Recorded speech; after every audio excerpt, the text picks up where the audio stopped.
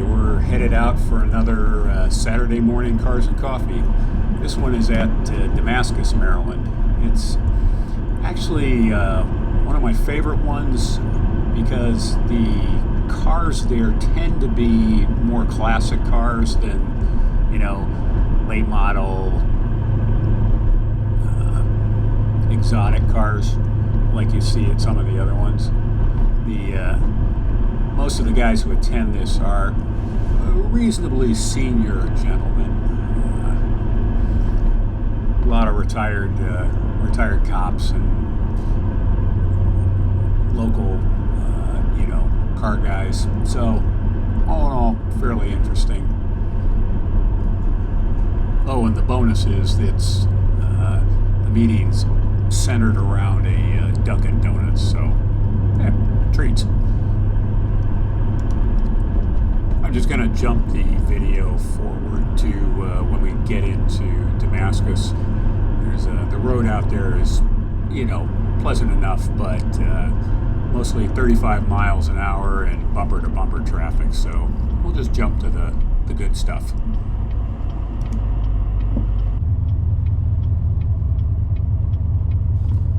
And here we are in beautiful Damascus, making the turn towards the Safeway parking lot at the Dunkin' Donuts.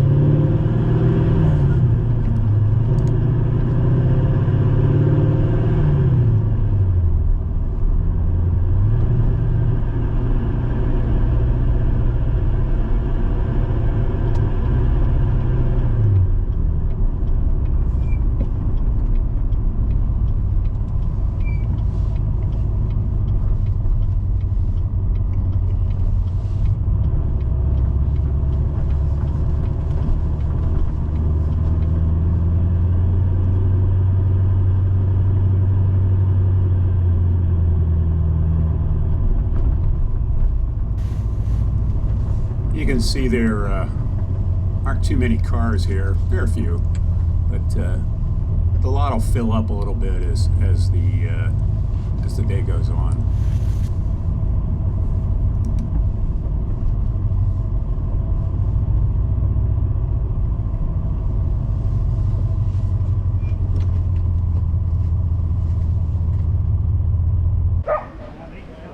Okay. Start off with a very nice red 67-ish Bel Air. Had a beautiful paint job on it, obviously been redone. And the interior was equally as clean and, well appointed. Just very impressed with this car. It also done some obviously mechanical upgrades to it. It had disc brakes in the front. Nicely done. Moving on to a very nice, it's either 66 or 67 Ford Fairlane 500. Again, very clean car.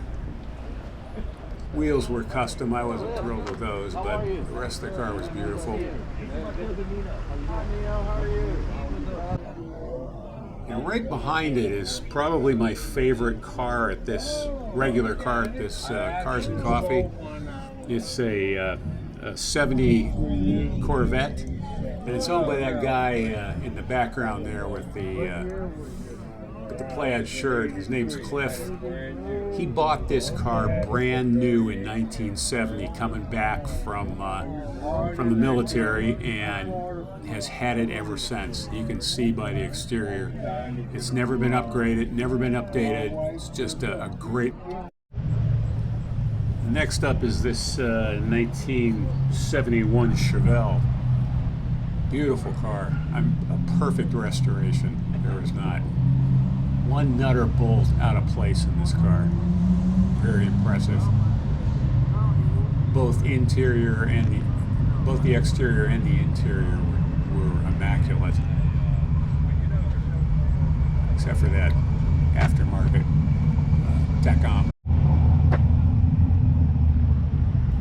Next up is this 1957 Chevy Bel Air. This was kind of the top of the line, the pinnacle of what's known as the Tri-5s. This was the most tricked out version of this body style, and this was an absolutely beautiful restoration. Just take a look at this. I mean, the exterior is great, but the interior was absolutely perfect. This next one falls into the resto mod category. It started life as a 1950s somewhere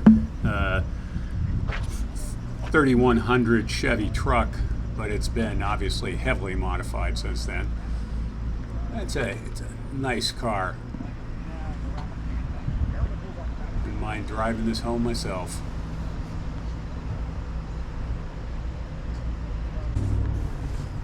And here's a well-maintained 1967 Chevy Malibu. It's kind of the grocery getter version of this car. Well-maintained, nicely done. Obviously a cherished car for this guy.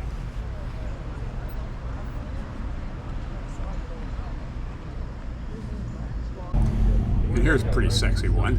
This is a late 60s Chevy Impala. Obviously much modified, but still very true to its original character. But nothing better than a bright red Impala with a white interior and a white convertible top. This was definitely a businessman's delight sort of car. And here's the big brother of that Ford Fairlane we saw a little earlier. This is the Ford Galaxy 500, 1965 model, and wonderfully restored and then maintained. Beautiful car. Very nostalgic for me. And here's an old friend. This is the kit car from the TV show Knight Rider. It was based on a mid-'80s Pontiac Firebird, but obviously heavily modified. I did another video that explains like exactly how it's modified. This guy's an incredible car guy. I'm Kit, a creation of Knight Industries for the exciting and action-filled NBC television series Knight Rider.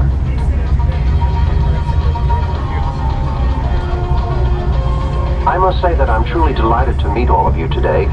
Filming a television series is a demanding and challenging job, but getting to meet so many interesting and nice people makes it all worthwhile. Here's a nice little Mustang. I think this is the third generation from the mid-'80s. Nice little car, Survivor. Not modified, but well maintained. And over here is a 60th anniversary edition of the C8 Corvette, or the C6 Corvette. One of my favorite color combinations, by the way, this white with the silver racing stripes. Very pretty car. This is a heavily modified late 60s Camaro. Obviously you can see the disc brakes all the way around. It's modified, I think, to go racing. It's got a significantly upgraded engine and roll bars in the interior and a removable steering wheel. Obviously somebody who likes to race.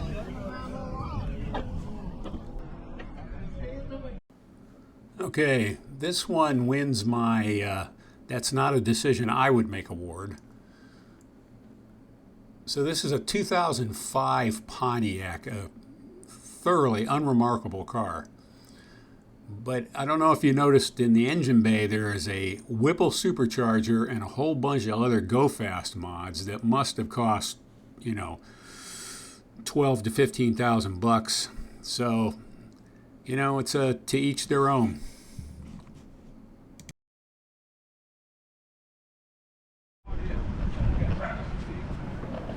Here's a fun way to spend a year or two of your life.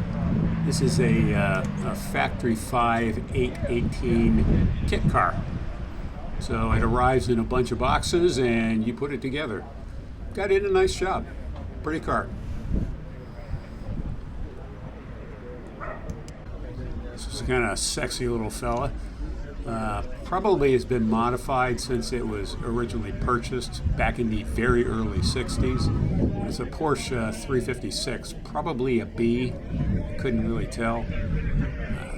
Nice little car. Be fun to have this. I'm sure it's worth a pretty penny as well.